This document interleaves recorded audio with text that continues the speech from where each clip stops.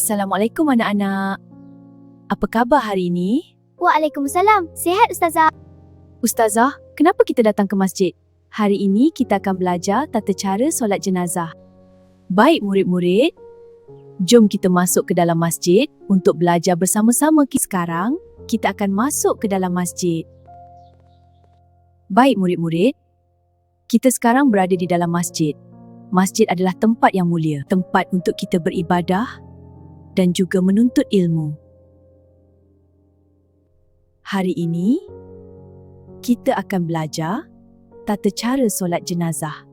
Tapi Ustazah, apa maksud solat jenazah? Solat jenazah ialah solat yang dilakukan oleh orang Islam yang hidup ke atas orang Islam yang telah meninggal dunia. Apa pula hukumnya Ustazah?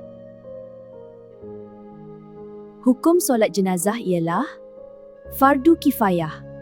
Apa maksud fardu kifayah? Fardu kifayah ialah, contohnya, apabila ada seorang Muslim meninggal dunia, sebahagian orang Islam perlu melaksanakan solat jenazah.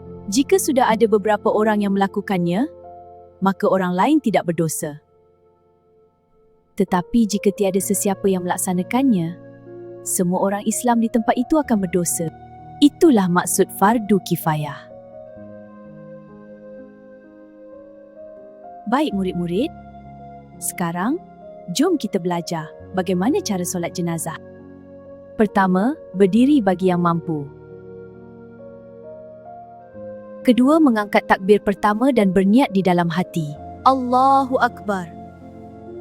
Ketiga, membaca surah Al-Fatihah.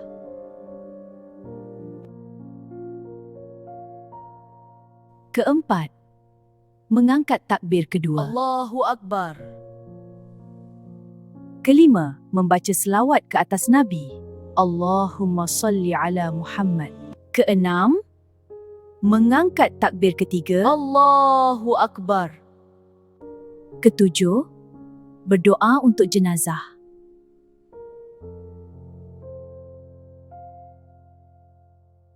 Kelapan, mengangkat takbir keempat. Allahu Akbar. Kesembilan, berdoa untuk jenazah.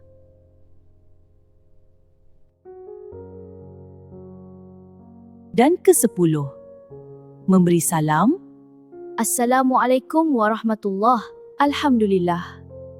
Kita telah belajar tentang tata cara solat jenazah. Semoga ilmu ini memberi manfaat kepada kita semua dan kita dapat melaksanakannya dengan betul. Sekian, terima kasih murid-murid. Jumpa lagi di pelajaran yang akan datang. Terima kasih Ustazah.